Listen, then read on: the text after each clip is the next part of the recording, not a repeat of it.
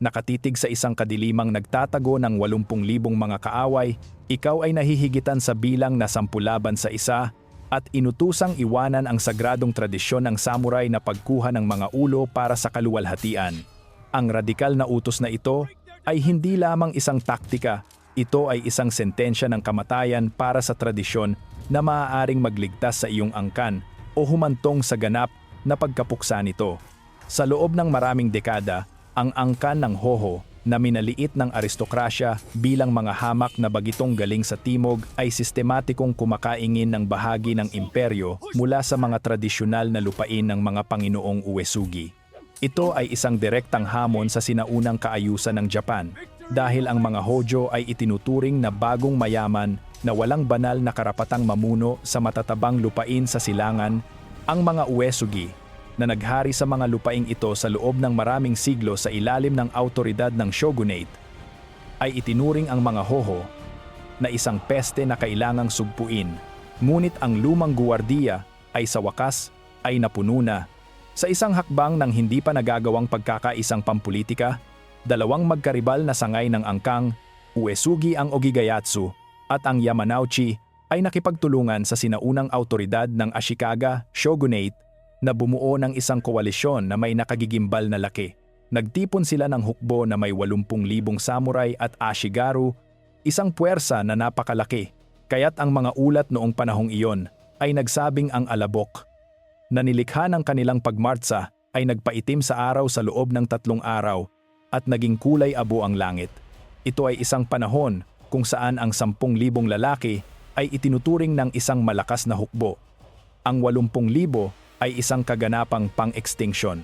Ang kanilang layunin ay ang kastilyo ng Kawagoe, ang mahalagang estratehikong bisagra na nagpapanatili sa hilagang teritoryo ng Hoho at nagsisilbing pintuan patungo sa sentro ng kapatagan.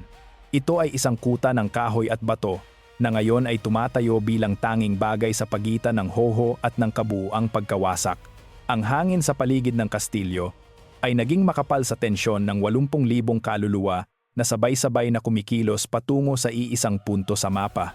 Kung babagsak ang Kawagoe, ang kabisera ng Hoho sa Odawara ang susunod at ang angkan ay mabubura sa pag-iral, ang kanilang pamana ay susunugin sa lupa at ang kanilang mga pangalan ay aalisin sa mga imperial na record.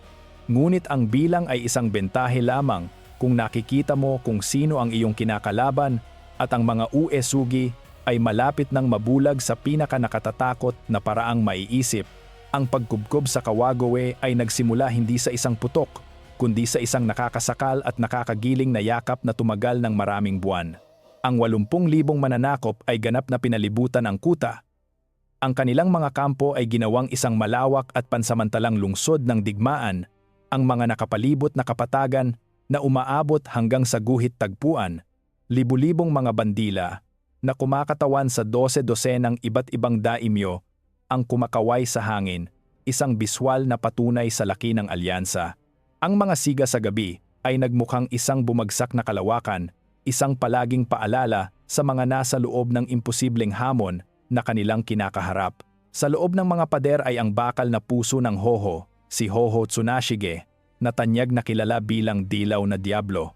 Pinamumunuan niya ang kakarampot na 3,000 tagapagtanggol ng piling dilaw na batalyon, mga lalaking may suot na matingkad na dilaw na bandila sa likod na naghuhudyat ng kanilang katayuan bilang pinakanakamamatay na tropa ng angkan. Ang mga lalaking ito ay veterano ng 100 sagupaan, sinanay na lumaban ng may bangis na malapit na sa pagiging panatiko, ngunit kahit ang bakal ay maaaring maging pulbos sa bigat ng 80,000, habang lumilipas ang mga buwan mula Taglagas hanggang sa nanunuot na lamig ng Tagsibol, ang mga pinuno ng koalisyon sina Uesugi Norimasa at Uesugi Tomosada ay naging mapanganib at halos may sakit na ang pagiging kampante. Hindi sila nakakakita ng banta, ang nakikita nila ay isang nakulong at nagugutom na hayop. Naniniwala sila na ang mga Hojo ay tila mga patay na naglalakad na lamang, naghihintay na lang ng pormalidad ng pagsuko. Ang mga linya ng pagkubkob ay naging lugar ng mararangyang pagdiriwang, pag-inom ng sake at pagbabasa ng tula, dahil naniniwala ang mga Panginoong Uesugi na ang mga hoho ay masyadong takot para mag-isip man lang ng pagsalakay. Tinuya nila ang mga tagapagtanggol mula sa kabilang panig ng mga bambang, sumisigaw ng mga pang-iinsulto at nagtatapon ng mga tira-tirang pagkain upang asarin ang nagugutom na garrison. Tiwala na ang oras ang kanilang pinakamalaking kakampi. Ang kayabangang ito ay bumaba hanggang sa mga karaniwang sundalo na nagsimulang hindi isara ang kanilang mga baluti at ilayo ang kanilang mga sandata. Ang kampo ay naging lugar ng paglilibang sa halip na isang teatro ng digmaan. Ngunit habang ang mga mananakop ay umiinom at nagdiriwang ng kanilang tiyak na tagumpay, ang batang si Hojo Ieyasu sa Odawara ay hindi naghahanda ng libing. Siya ay nakaupo sa katahimikan, sinusuri ang psikolohikal na kalagayan ng kanyang mga kaaway at naghihintay para sa tumpak na sandali kung kailan ang kanilang kayabangan ay magiging isang nakamamatay at hindi na mababawing kahinaan. Sa pagpapatuloy ng ika-6 na buwan ng pagkubkob, ang mga kondisyon sa loob ng kastilyo ng Kawagoe ay naging malubha, malapit na sa sakuna.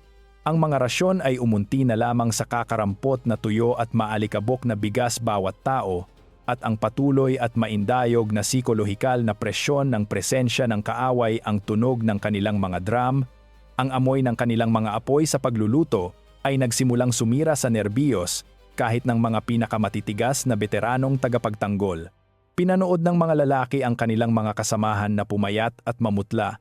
Ang kanilang mga baluti ay maluwag na nakasabit sa kanilang mga kalansay na katawan. Gayunpaman ay pinanatili nilang matalas ang kanilang mga talim. Gabi-gabi, tinitingnan nila ang libu-libong mga siga ng kaaway at naramdaman ang mapanirang bigat ng kanilang sariling pagkakabukod. Gayunpaman, napanatili ni Hojo Tsunashige ang isang disiplina na tila supernatural, nilalakad ang mga kuta bawat oras ng araw at gabi. Ang kanyang dilaw na bandila ay isang patuloy at mapanghamong kislap sa kadiliman. Ipinaalala niya sa kanyang mga tao na ang isang mandirigmang Hojo ay hindi yumuyuko sa bilang, kundi sa kalooban lamang ng angkan. Nagtanim siya ng layunin sa kanyang mga tao na higit pa sa pisikal na gutom. Alam niya na ang kanyang kapatid na si Ieyasu ay naglalaro ng isang mas malalim at mas mapanganib na laro kaysa sa napagtanto ng sinuman. Mula sa Odawara, nagsimula si Ieyasu ng isang kampanya ng mahusay at kalkuladong panlilinlang. Nagpadala siya ng mga balisa at umiiyak na mensahero sa mga kampo ng Uesugi na may dalang mga sulat na nagmamakaawa para sa isang mapayapang pagsuko sa pinaka-nakakahiyang paraan. Nag-alok siyang ibigay ang kastilyo, isuko ang lahat ng kanyang lupain at magbayad ng malaking bayad pinsala kung hahayaan lamang na mabuhay ang kanyang mga tao. Ang mga sulat na ito ay sadyang ginawang kahabag-habag, nilikha upang kumpirmahin ang bawat mapagmataas na pananaw ng mga Panginoong Uesugi tungkol sa mga duwag na Hojo. Para sa koalisyon, si Ieyasu ay isang wasak na tao, isang asong nagpapakita ng kanyang leeg. Binalewala nila ang kanyang mga pagsamo, hindi dahil gusto nilang lumaban, kundi dahil nasiyahan sila sa palabas ng kanyang pampublikong desperasyon. Hinayaan nila ang kanilang mga bantay na matulog sa kanilang mga pwesto, at ang kanilang disiplina ay nabulok sa usok ng alak at sobrang kumpiyansa, kumbinsido na walang puwersang sasaklolo ang maglalakas loob na magmartsa laban sa ganoon kalaking hukbo. Sobrang kumbinsido sila sa kanilang kahusayan, kaya itinigil na nila ang pagpapanatili ng kanilang sariling mga depensa sa paligid. Ngunit ito ba ay isang senyales para sa pagsaklolo o ang huli at desperadong hininga ng isang namamatay na angkan? Habang ang mga Uesugi ay nagpipista at nagtatawanan, si Ieyasu ay pumipili ng 8,000 sa kanyang pinakamabilis at tapat na mga tropa. Sinasanay sila sa ganap na katahimikan sa mga kagubatan malapit sa Odawara. Inalisan niya sila ng lahat ng bagay na hindi mahalaga para sa isang mabilis na pagsalakay, walang dagdag na rasyon, walang mabigat na kagamitan sa kampo, walang hindi kinakailangang bigat na maaaring tumunog o magpabagal sa kanila. Gusto niyang kumilos sila na parang anino sa lupain. Sa kultura ng mandirigma noong ika-16 na siglo, ang koleksyon ng mga ulo ng kaaway ang pangunahing paraan upang mapatunayan ng isang samurai ang kanyang halaga at makuha ang kanyang sweldo. Ito ang pinakatanging tropeo ng labanan at ang tanging tiket ng isang tao para sa pag-angat sa lipunan at kayamanan. Ang kumuha ng ulo ay ang kumuha ng tagumpay ng buong buhay at siguruhin ang pamilya ng isang tao para sa isang henerasyon. Ngunit naglabas si Ieyasu ng isang utos na niyanig ang kanyang mga veteranong commander hanggang sa kaibuturan. Isang utos na parang isang pagtataksil sa kanilang kaluluwa bilang mandirigma. Huwag kukuha ng mga ulo. Ipinaliwanag niya sa pamamagitan ng malamig at lohikal na pangangatwiran na ang paghinto upang pugutan ang isang bagsak na kaaway ay kumukuha ng mahahalagang segundo, sumisira sa momentum ng pagsugod at umaabala sa isang sundalo mula sa susunod na target sa dilim. Sa isang pagsalakay sa gabi, bilis ang tanging baluti na mayroon sila. Hiningi niya na pahalagahan nila ang buhay ng angkan higit sa kaluwalhatian ng individual. Sa gabing ito, wala sila doon para sa kaluwalhatian, ginto o individual na pagkilala. Nandoon sila para sa hilaw na kaligtasan ng kanilang lahi. Kung hihinto sila para kumuha ng tropeyo, mamamatay sila at ang angkan ay mamamatay kasama nila. Sa isang kultura kung saan ang ulo ang tanging paraan upang mabayaran, paano mo makukumbinsi ang 8,000 lalaki na iwanan ang kanilang gantimpala para sa isang misyon na mukhang isang tiyak na massacre?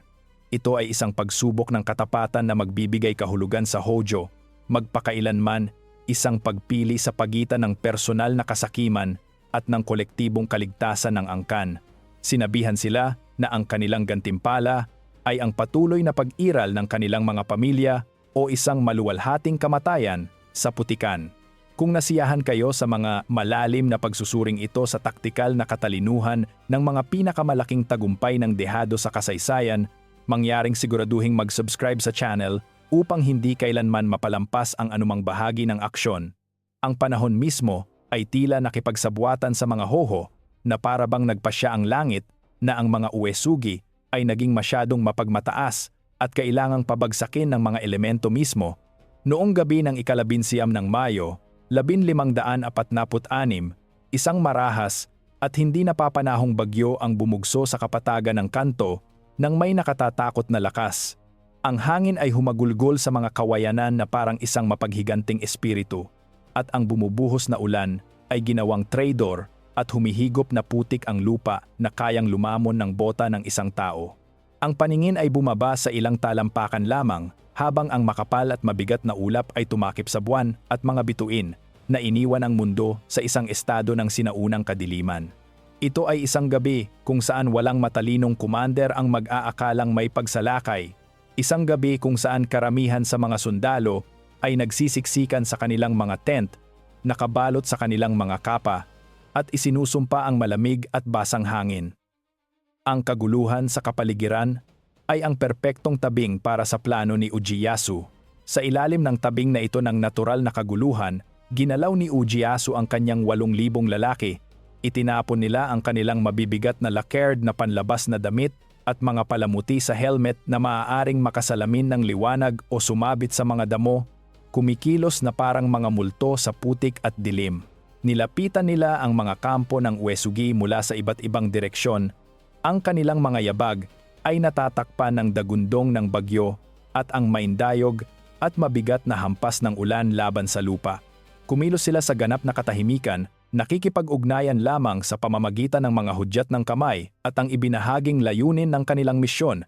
Sa loob ng kastilyo, nakita ni Tsunashige ang paunang napagkasunduang senyales, isang malabo at nag-iisang ilaw na panandali ang kumukurap mula sa isang malayo at nakatagong gulod.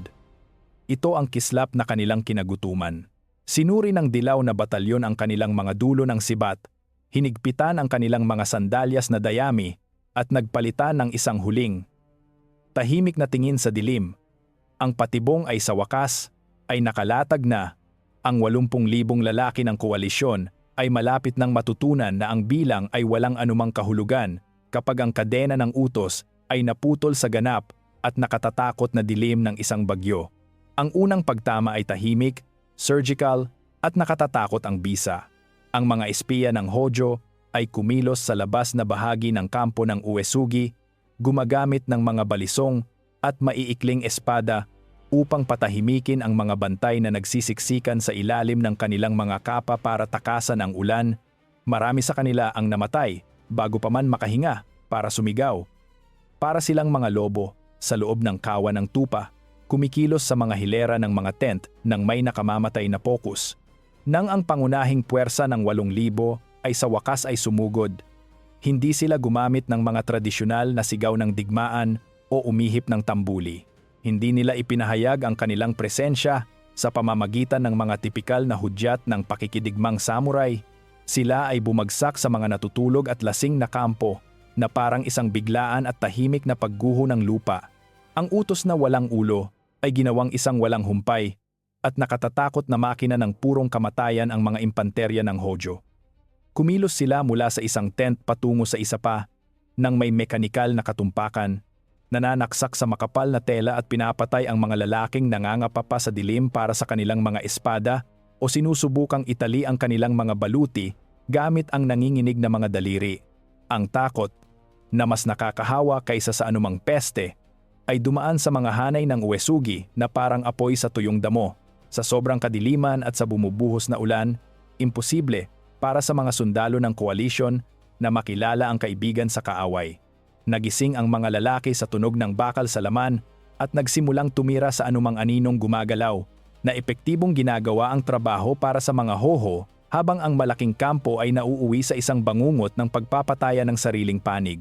Ang mismong kapal ng 80,000 ang naging kanilang pinakamalaking kahinaan dahil wala silang espasyo upang kumilos o ibukod ang kanilang sarili mula sa kaaway.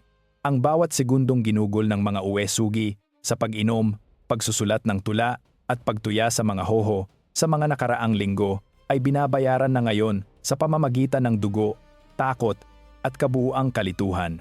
Habang ang kaguluhan ay umabot sa rurok nito at ang mga sigaw ng mga naghihingalo ay napuno ang hangin, ang mabibigat na pintuang kahoy ng kastilyo ng Kawagoe ay umungol habang bumubukas laban sa putik at hangin. Si Hoho Tsunashige at ang kanyang 3,000 tagapagtanggol na pinalakas ng maraming buwan ng gutom, desperasyon at nag-aalab na galit ay lumabas sa isang perpektong koordinadong pagsalakay. Hindi sila nagmukhang mga lalaking nagutom, nagmukha silang mga mapaghiganting espiritu. Bumangga sila sa likuran ng gumuguho ng mga linya ng Uesugi na kumukumpleto sa pagkakapalibot. Ito ang dakilang pagsalakay, isang maniobra na sumama sa panlabas na presyon ni Ieyasu upang lumikha ng isang epektong pamukpok at palihan na may mapangwasak na laki.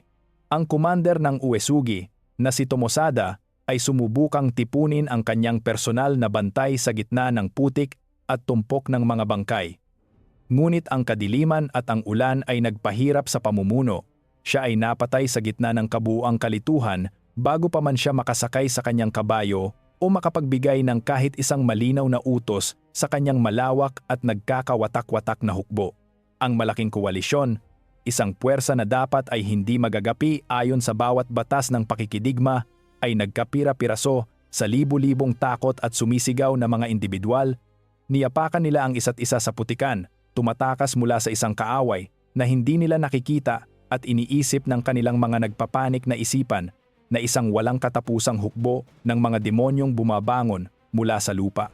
Sa oras na ang mga unang sinag ng isang kulay abo, basa at tahimik na madaling araw ay sumilip sa guhit tagpuan, ang 80,000 ay wala na. Ang pag-atras ay isang magulong pag-unahan patungo sa mga burol. Libo-libo ang nakahandusay na patay sa putik, ang kanilang dugo ay humahalo sa tubig ulan sa malalalim at pulang imbakan na nagmantsa sa kapatagan, at ang mga tira-tira ng pinakamalaking hukbo sa Japan ay nangalat sa kabuuang at kahiyahiyang pagkatalo sa 4 na dulo ng mundo. Sa malamig at walang patawad na liwanag ng umaga, tumayo si Ieyasu sa gitna ng pagkawasak ng mga kampo ng koalisyon, napalilibutan ng mga inabandunang bandila, itinapong mga sandata, at ang mabigat at malabakal na amoy ng kamatayan.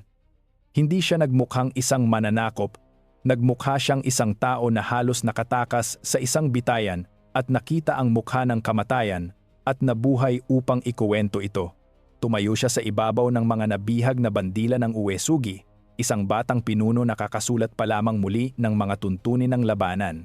Ang kanyang sugal ay nagbunga ng isang taktikal na perpeksyon na hanggang ngayon ay pinaghihirapan pa ring sukatin ng mga modernong istoryador at mga strategist sa militar. Ito ang pinakatanging kaganapang Black Swan ng panahon ng Sengoku. Ang walang ulo na pagsalakay sa gabi ay hindi lamang nagligtas sa isang kastilyo. Winasak nito ang kapangyarihang pampulitika at militar ng mga Uesugi sa rehiyon ng Kanto magpakailanman. Ang pagkamatay ni Tomosada ay nangahulugan ng agarang pagkapuksa ng isa sa mga pangunahing sangay ng Uesugi, ang Ogigayatsu, isang pagkawala na hindi na nila kailanman mapagbabawi. Ang bakanteng kapangyarihan na iniwan ng kanilang pagkatalo ay napakalaki. Ang mga natitirang Panginoon ay napilitan sa isang kahiyahiya at magulong pag-atras na kalaunan ay hahantong sa kanila upang humingi ng proteksyon sa maalamat na si Uesugi Kenshin pagkalipas ng ilang taon na epektibong nagtapos sa kanilang malayang kapangyarihan at katayuan bilang mga Panginoon sa silangan. Para sa mga Hojo, ito ang pagsikat ng araw ng leon, ang sandali kung saan napatunayan nilang hindi na sila mga bagitong lamang, kundi ang mga karapat-dapat na Panginoon ng kanilang sariling kapalaran. Napatunayan ni Ujiyasu na ang estratehiya, psikolohiya, at ang malamig na kahandaang labagin ang sinauna at sagradong tradisyon ay mas makapangyarihan kaysa sa 10 laban sa isang bentahe sa bilang. Ang epekto ng Kawagoe ay umalingaw-ngaw sa mga bulwagan ng kapangyarihan sa loob ng susunod na 40 taon na muling humubog sa mapa ng Japan at sa mismong kalikasan ng pakikidigmang samurai.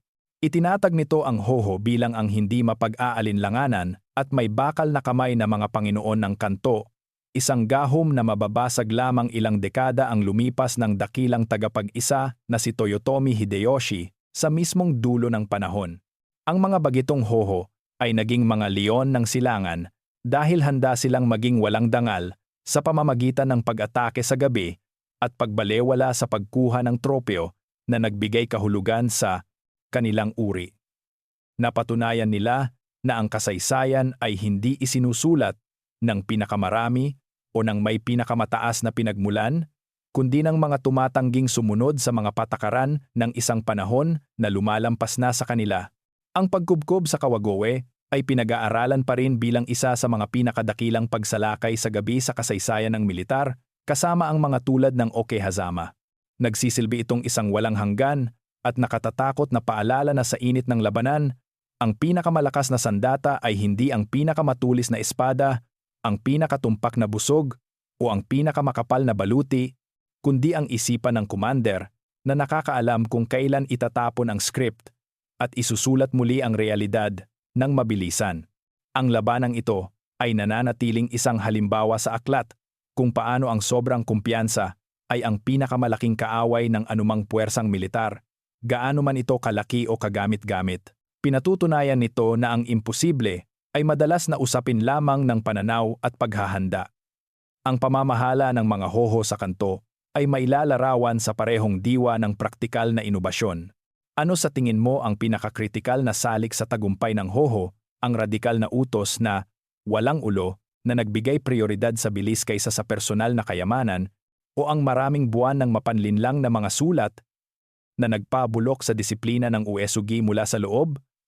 Ipaalam sa amin sa mga komento sa ibaba. Ang tagumpay na ito sa Kawagoe ay nagsiguro na ang pangalang Hojo ay maaalala hindi bilang isang talababa sa kasaysayan, kundi bilang isa sa mga pinakamakapangyarihan at makabagong dinastiya na naghari sa silangan.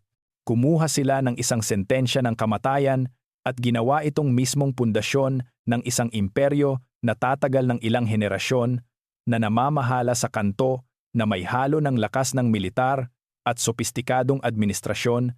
Ipinakita nila sa mundo na ang isang maliit at disiplinadong puwersa na may malinaw na pananaw at isang hindi konbensyonal na pinuno ay kayang malampasan ang mga pinakamahirap na hamon. Ang kanilang kuwento ay isang patunay sa kapangyarihan ng katatagan at ang katapangan na hamunin ang kasalukuyang kalagayan kapag ang lahat ay nakataya. Ang pamana ng Kawagoe ay nagpapaalala sa atin na ang kasaysayan ay pag-aari ng mga nangangahas na mangarap ng imposible at may taktikal na talino upang isagawa ito. Kung sa tingin mo ay kawili-wili ang alamat na ito ng estratehiyang samurai at ang nakatatakot na walang ulo na gabi, Ibahagi ang kuwentong ito sa isang taong nagpapahalaga sa sining ng dehado at ang kapangyarihan ng isang matalino at hindi konbensyonal na isipan. Salamat sa pagsama sa amin sa paglalakbay na ito sa madilim at basang gabi ng 1546. Magkikita tayo sa susunod na kabanata ng kasaysayan, kung saan ang mga pagkakataon ay muling nakasalansan, ang bakal ay matalas, at ang resulta ay anumang bagay, maliban sa tiyak